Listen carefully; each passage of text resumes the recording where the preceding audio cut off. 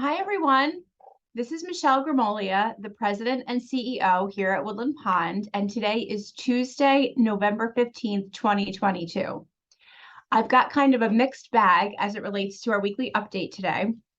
So I'm going to try to do this in somewhat of order, but please just stick with me. And then if you'd like to watch again, this will be available on our Woodland Pond channel 1340 today at 4 p.m. and 8 p.m. and then available on our YouTube channel. First and foremost, we will be having another free store before the holidays. And if for those of you that are not aware, the free store concept at Woodland Pond started maybe 8 or 9 years ago. Before the holidays, actually, is when we historically held the free store. We would have one a year, and mainly staff would bring in items to give away to their colleagues, their other staff members. And the concept has just grown and grown and grown over the years to where we have formal free stores in the art studio a couple of times a year. And then oftentimes when residents move from independent living into the health center, the family members often, take and recover all of the items that they'd like to keep. And then the families often allow the remaining items to go into a free store. So this free store that we will be having, residents are more than welcome to donate gently used household items to our free store. You can bring those items to concierge anytime between now and December 1st. So we will make sure that we get this into the Chanticleer. I would say the sooner the better so that we can start to get the free store organized. But the concept is very simple. It's just like a yard sale, except the items are available to our employees for no cost. And I've said it before, I'll say it again. It's really impossible for me to impart to you how much this means to the employees. Many of our employees are just having their first apartment or their first home, or they're just starting out with their families. And so, especially when times are so tight like this, if you have an extra pot or pan that you know your child is not going to want, and you're probably not going to make a big pot of pasta again, and you've said to yourself, gosh, this pot is taking up a lot of room, our free store is a perfect place, a new home for that pot or pan to go to. So if you have items that are gently used and you'd like to donate them to the free store, you can do so between now and December 1st. Certainly housewares are perfect. Decor items are perfect. Tools, winter coats, boots, hats, scarves, children's things. I don't know, to the extent residents will have those kinds of items, but certainly this is an option that's open to our resident loved ones as well. So if you're watching this on YouTube and you're the loved one of a resident and you've thought, gosh, I have this whole box of old Christmas decorations, they're in good shape, but I'm probably not going to use them anymore, you can certainly donate those to our free store as well. And our, up to 265 staff members will peruse that free store and be very appreciative for anything that you've been able to rehome to them. We're asking for no books this time or magazines other than children's books, no bed pillows, and no clothing, with the exception of jackets or coats, and then baby or children's clothing. Excuse me. Furniture, if you have furniture items that could go into a free store, we're going to ask that you not bring them down or have those brought down, but you can let us know, and then we can come take a photograph of any items and then put them as a photo availability in the free store. So that would be great. On the same note of, being mindful of consumer opportunities and how can we sort of be really good stewards of, consumerism. The Sustainability Committee would like us to remember that we are asking everyone to consider going greener for the holidays this year. So last week I spoke extensively about the idea of a regift holiday season. So rather than, especially purchasing online, because those online purchases are just a killer when it comes to resource use, fuel, cardboard, just time, they're just a killer. So what we're asking is for everyone to really look around your home, think about something that's a meaningful gift, that's your item, something that means a lot to you, but that you'd like a loved one to have. passing along a priceless item or a family heirloom or something that's just important to you that you either created or you own or you inherited, passing along those items, while you're still here, to see the joy on your loved one's face when they receive that meaningful gift from you, rather than something that you might purchase online that could just be sort of a whim. It's so meaningful, but it's also really helpful to the environment. So we're asking sustainability committees, asking for you to consider going green for Christmas and Hanukkah and the holidays. Also, when it comes to wrapping gifts, please be creative in other ways than using disposable wrapping paper. So maybe if you purchase the gift bags that can be reused, use newspaper. You can use the goose paper from the old cart room. Taking goose paper and wrapping your gifts in that and then decorating it would be, so much more meaningful and special than, wrapping paper that you get for 99 cents at the dollar store and then it ends up in the garbage. So just another couple of ideas there for going green for the holidays. Random question. Every so often, I'll have a resident that comes to see me or says, someone asked me, why doesn't Michelle ever eat in the dining room? So this is an interesting concept, right? So of course, everyone, wants me to, and I'm happy to experience all of the things that residents are experiencing here at the community so that I can know and understand some of the challenges and opportunities that we have here at the community. So as it relates to the dining room, though, I'm kind of stuck between a rock and a hard place, because many years ago, I used to routinely eat in the dining room, and I still eat in the pub just about every day. I get something from the pub every day. But what I have found time and time and time again is that when I dine in the dining room, the kitchen is aware that I'm there. And so it sort of becomes all hands on deck. I don't necessarily sort of see the typical day-to-day dinner service or lunch service. It's sort of one of these where, oh, Michelle's in the dining room. Let's make sure that she has everything exactly right. Check on her several times. Let's make sure that everything is perfect. And so ideally, I could go under disguise and come and eat in the dining room, but that really can't happen. So this is why it's so important that you use the feedback mechanisms that we have. The Happy or Not machine, the use of it is growing every day. I read the comments consistently every day or every week, depending on how often the reports are coming out. So please make sure that you're using that Happy or Not machine that's right next to the hostess station.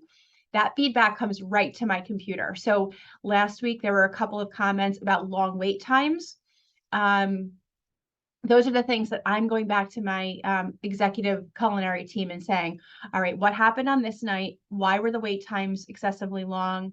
Somebody commented that, they were here and they had their great granddaughter here with their grandmother, and the wait times were exceedingly long. That is not the experience that any of us want you to be having, but we need that feedback. So without me being able to easily go into the dining room and have the same experience that you're having, the best thing for you to do is to give that feedback right to that Happy or Not machine. It's fully anonymous. You can write as much or as little as you'd like, but please be attentive to that and aware that we are looking at these things as soon as the reports are coming out, and it's a great way for you to give us feedback. Sort of to that point, I just want to remind everyone, many of you know that I have an open door policy and that I mean it. Just today alone, I've had 3 residents come in. One asked for a meeting. I was able to get her in right away, and 2 others have walked in on various topics. That's a typical day for me. Please use my open door policy. Please don't speculate that my motivation for something or why we're doing something or other. I will give you all of the information that you want if you just come in and see me or send me an email or pick up the phone and call me. I am completely open to giving you the background on anything. I do that because I want to try to alleviate sort of supposition and assumptions being made. I make myself available so that you can come in and question things or comment on things. And it's really important to me because this helps me understand where residents have questions or comments or concerns. So please, you talking about things at the dinner table or in men's coffee or women's tea, it's not going to accomplish the same things as if you went to a committee meeting or the residence council or came in to see me. So I'm really going to encourage everyone that has any issues or concerns, again, to really come see me. I am actually going to be reinstating my office hours weekly, starting after the first of the year. So you can look forward to seeing that on the calendar. So then that way, if you're a little bit, hesitant to come in just, sort of unannounced, which is totally acceptable, you can sign up for a 20-minute slot in my office hours that week. I do several of them a week once I get them going. So now that COVID is past, we'll get those going again. Today, you may see there's a couple things going on today. So first of all, I think all of you are aware that we are subject to a significant amount of scrutiny by the New York State Department of Health for all areas of our campus, but particularly skilled nursing, assisted living, and Garden View, which is our memory care unit. And every year, we are subject to an annual unannounced health inspection, fire safety inspection, and survey for each of those units. And this morning, what's called the sanitarian from the Department of Health stopped by and is here now and will be here today and tomorrow at least to do their first phase 1 of our unannounced inspection survey for skilled nursing. So you may see different members of management, specifically Tom Tango from a physical plant perspective, Rob Dunn from an environmental services perspective, and Amy McIntyre from a dining perspective. You may see them rounding around with an inspector. This person is here to make sure that Woodland Pond is complying with all fire safety codes, any health and safety regulations, sanitary care and dining environment. And there are multiple different inspectors that will come over the course of the next several weeks. This is the first. So we're working on that. At the same time today, Tom had scheduled his staff, assuming they're not with Department of Health, to do it's not a repair, but there's a slight depression on the 5th floor South Wing Lounge. It's it's barely noticeable, but it's been here since we've opened. It's a very slight depression. We use a product called Gypcrete, or used a product called Gypcrete when the community was built. And so sometimes on the upper floors, you'll see sort of an unevenness in the floor.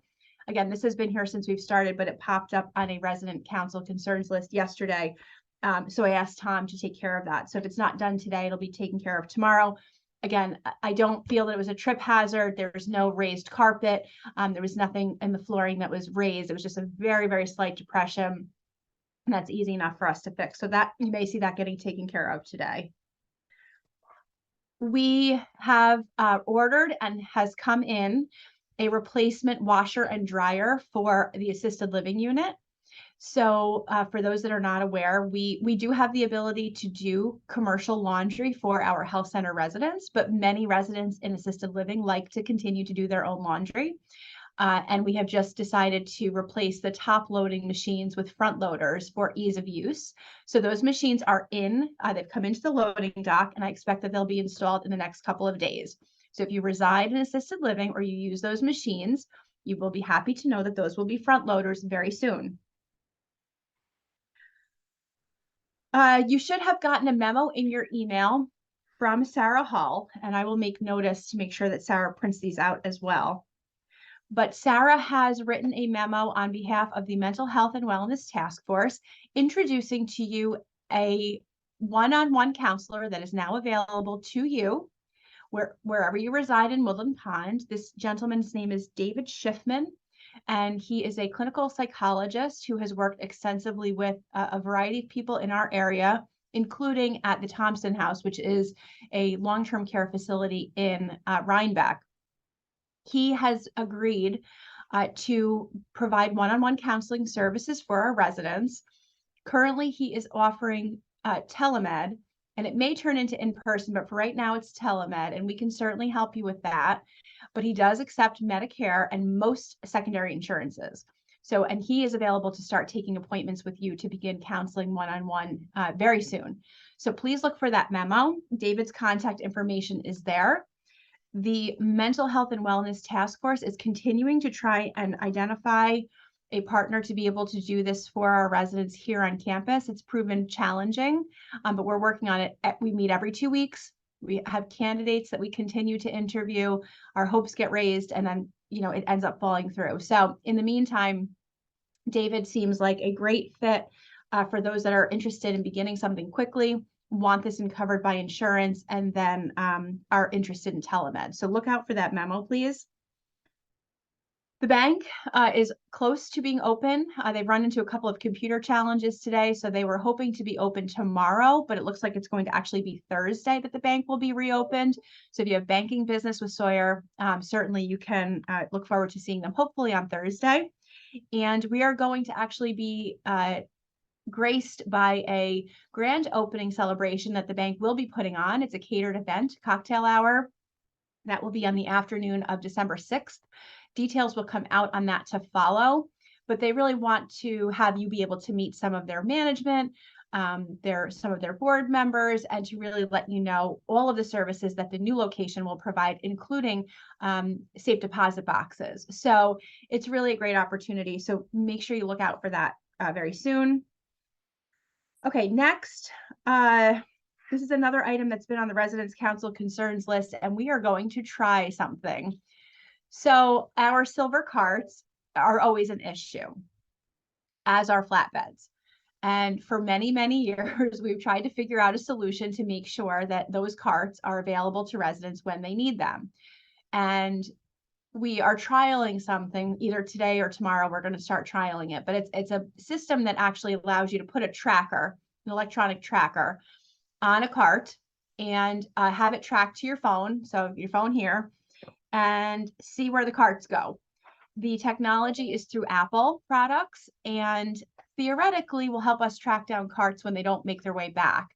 The limitations to the system, though, are that it's based on being able to communicate with existing iPhones, which gets way too technical, but it doesn't work off of just, there has to be certain devices around in order for it to work. So we plan on trialing that starting probably tomorrow. And those notifications are actually going to go to my phone for now because we had to select a single phone. If it works, then we'll talk about whether or not we're going to do this with all of the carts. It is roughly a $65 investment per cart to track these, which is pricey. But we haven't been able to come up with an adequate solution to this yet. So we're going to try this and see how it goes. Also on technology, I'm so excited. We've got roughly 8 of you have already signed up for help, allowing us to help you to get a new cell phone.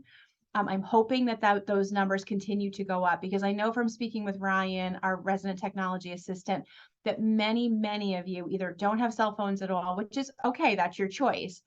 But that many of you that do have cell phones have very outdated technology, and that they're not functioning well. And even more importantly, that your cell phones are unsecured because they're no longer supported by the operating system that they're based on.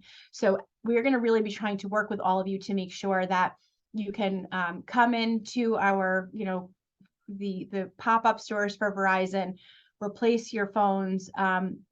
We are optimistic based on our conversations with Verizon that many of you are going to see no change in your bills as a result of these upgrades. As a matter of fact, many of you are in plans that might not be efficient. We might be able to actually find you cost savings and an upgraded phone.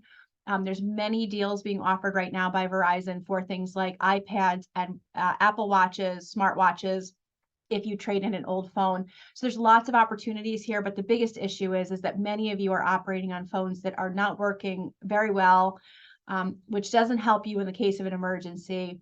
And then also that you're doing internet activity on your smartphones, but on old phones that are no longer supported from a security perspective. So with all the hacking and the risk related to your accounts and everything that you're doing on your phone, we just want to make sure that you're all safe and secure. And we're going to bring Verizon in here to help you upgrade those phones as needed at no cost to you. This is just another partnership that Woodland Pond wants to get going to help the residents.